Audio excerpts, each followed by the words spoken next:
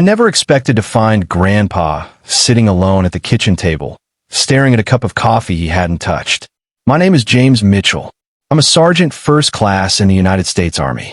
My deployment rotation ended 72 hours ahead of schedule, and instead of sitting around base in Virginia waiting for paperwork to process, I drove straight home to Ohio. I hadn't seen Grandpa Harold in nearly 5 months. We talked every Sunday, him asking about the men in my unit, me asking whether he'd beaten anyone at chess at the Veterans Center. It wasn't enough. It never is. I thought he'd be glad for the surprise. I had no idea what I was about to walk into. The driveway told me something was off before I even parked. My father's truck, my Uncle Dennis's sedan, my mother's SUV. Nobody had mentioned a family gathering. I grabbed my bag and headed toward the porch, and that's when I heard them through the open living room window. My uncle's voice first. We should list the property before winter.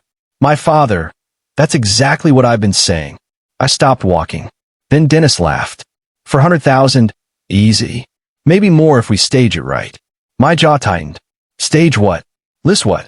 Then my mother, and his savings aren't bad either. Once he's settled somewhere, he won't need most of it. The words hit me like a physical thing. Somewhere. I knew exactly what that meant. Assisted living. For a man who still drove himself to physical therapy every Tuesday. For a man who coached youth baseball until he was 73. For a man who had survived 2 tours in Korea and never once asked for help from anyone. I pushed open the front door. 3 faces turned toward me. None of them looked happy. They looked caught. I didn't bother with pleasantries. Where's Grandpa? My mother pointed toward the kitchen. I found him there. Harold Mitchell, 79 years old, decorated Army veteran, the man who taught me how to tie a knot and throw a punch and keep my word no matter what.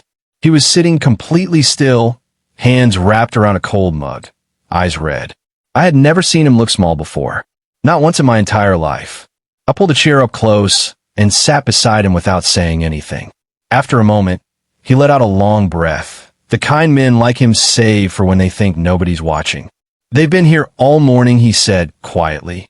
I know. He nodded toward the window. They think I'm becoming a burden. Something moved through me that I don't have a clean word for. Not just anger. Something older and heavier. I stood up. I was ready to walk back in there and throw every one of them out of the house. I was ready to start making calls to lawyers, maybe to the county elder affairs office. But before I reached the doorway, Grandpa's hand closed around my wrist. For an old man, his grip was still solid. Don't, he said. I turned around. He was looking at me steadily. Not with defeat, not with fear. With something else. A calculated patience I recognized from the men at his veterans post. The ones who had learned long ago that rage burns fast and strategy lasts longer. Sit back down, son. I sat. He glanced toward the hallway to make sure no one was coming. Then he leaned forward. They don't know, he said. Know what? A slow smile crossed his face. The first one I'd seen since I arrived. Help me bring something down from the attic. What we found in that old Army foot locker rearranged everything I thought I understood about my grandfather's life. Letters. Hundreds of them. Photographs from military hospitals in the 1950s. Commendation medals still in their cases. A meritorious service ribbon I'd never known he earned. Thank you notes from families of men he'd served beside. A letter from a soldier named Robert Gaines, written 38 years ago, that described how my grandfather had talked him back from the edge of something dark during a long recovery at Walter Reed. That man went on to become a teacher, then a father of 4, then a grandfather himself. The letter's final line stopped me cold. If you hadn't stayed with me those nights, I wouldn't have made it home to the family I have now. I looked up. Grandpa shrugged. He was a tough kid. He just needed someone to remind him of that. I stared at the letter in my hand. Most people would have that framed on a wall. He put it in a box in the attic and never mentioned it. Deeper in the trunk, we found financial records. My father's name. Uncle Dennis's name. Loans stretching back over 20 years. $5,000 here. $12,000 there. A $35,000 entry from the year Uncle Dennis's business collapsed. Another large sum from the year my parents nearly lost their house. Every one of them marked paid by Harold. Not one marked repaid. I set the papers down carefully. Did they ever pay you back? Grandpa smiled without humor. You already know the answer. I did. And then, near the bottom of the trunk, sealed in a plain manila envelope with my name on it in his handwriting. Something I hadn't expected at all. Legal documents, an accountant's summary, and the founding papers for something called the Harold Mitchell Veterans Support Foundation, established quietly 5 years ago without a word to anyone. The foundation was already operational, already funded. Its purpose: emergency assistance for veterans, scholarships for military families, housing support for elderly veterans who wanted to remain in their own homes. My grandfather hadn't been sitting on a fortune waiting to be divided. He had already dedicated a significant portion of it to the people he believed deserved it most. He watched me read. They assumed they knew everything about my finances, he said. They forgot to ask what I cared about. The family meeting he called 3 weeks later wasn't what anyone expected. He rented the hall at the local Veterans Post, a building he'd helped fundraise for in the 1980s. He invited veterans, former soldiers he'd mentored, neighbors, church members, people from every decade of his life. By the time my father and uncle walked in, the room was nearly full. I read the financial records aloud. Every loan, every amount, every year.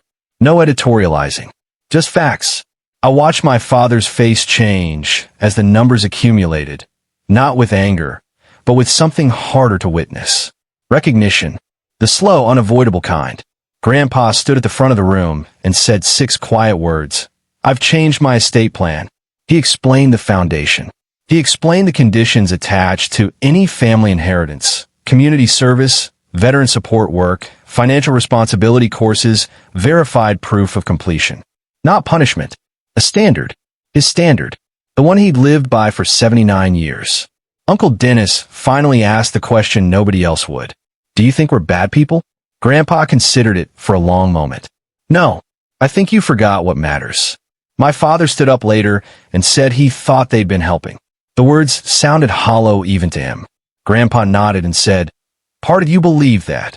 And somehow that honesty, refusing to reduce anyone to a villain, was more devastating than any accusation could have been. My mother cried. Real tears. The kind that means something has finally landed. The months after that surprised me. My father started volunteering at the Veterans Post. My mother began delivering meals to homebound seniors every Saturday. Not because the estate plan required it, but because she wanted to. Uncle Dennis complained about every hour of community service he logged and never missed a single one. People reveal themselves when money enters the room. But sometimes, if someone forces them to see clearly, they find their way back to who they meant to be. Grandpa passed away 18 months after that meeting. His funeral drew people from 4 states. Veterans, former soldiers, neighbors, strangers whose lives he had touched in ways I was still learning about. The greatest thing he left behind wasn't the foundation, though the foundation continues. It was the example. A life built on service, discipline, and the refusal to become bitter, even when bitterness would have been completely understandable. He told me once, sitting on the porch the summer before he died, character is what you choose when you're hurt. I've carried that sentence with me every day since.